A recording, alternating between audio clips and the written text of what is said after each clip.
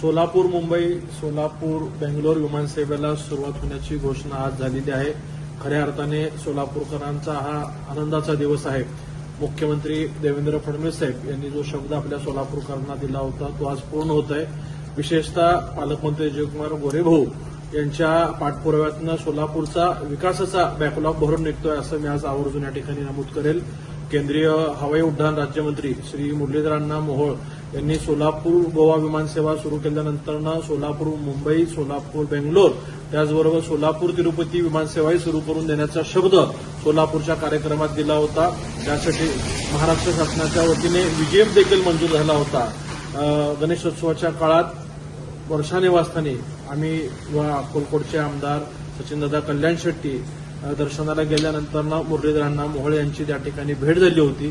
त्यांनी आवर्जून सांगितलं की सोलापूर मुंबई विमानसेवा आपण पुढच्या 15 दिवसात सुरू करतोय आणि त्याचबरोबर सोलापूर बेंगलोर देखील करतोय याची माहिती त्यांनी आम्हाला दिली होती। आज ही दोन्ही विमानसेवा सुरू होण्याची घोषणा मुरलीधर अण्णा मोहोळ यांनी केलेली आहे। आता निश्चितच सर्व सोलापूरकरांची जबाबदारी आहे की आपण सर्वांनी या विमानसेवेला प्रतिसाद द्यायचा आहे।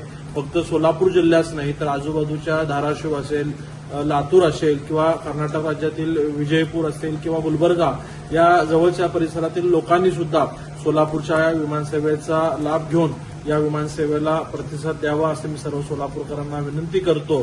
पुनश्च एकदा पालकमंत्री जयकुमार गोरे साहेबांचं मी मनापासून खूप खूप आभार मानतो, कारण का ते स्वतः दिल्लीला यासाठी जाऊन पाठपुरावा करून आलेले आहेत आणि सततचा त्यांचा झालेला फॉलोअप त्यामुळेच हा सोलापूर विमानसेवेचा प्रश्न आज निकाली लागलेला आहे।